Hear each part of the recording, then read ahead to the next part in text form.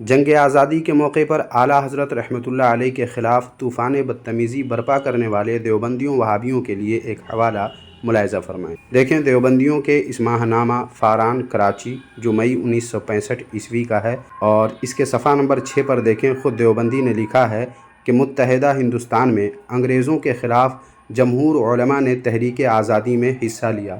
خاص طور سے دیوبند کے اکابر علماء نے اس تحریک کی قیادت کی، مگر اشرف علی تھانوی تحریک مذکور سے بے تعلق اور الگ تھلگ رہے۔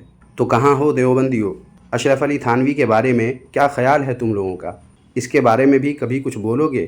اب ہو سکتا ہے تمہارے دماغ میں آئے کہ اشرف علی تھانوی نہ صحیح مگر دوسرے دیوبندی علماء تو جنگ آزادی کی تحریک میں رہے نا، مگر تمہارے سنی علماء تو کوئی بھی نہیں تھے، نہ ہی اعلیٰ حضرت تھے۔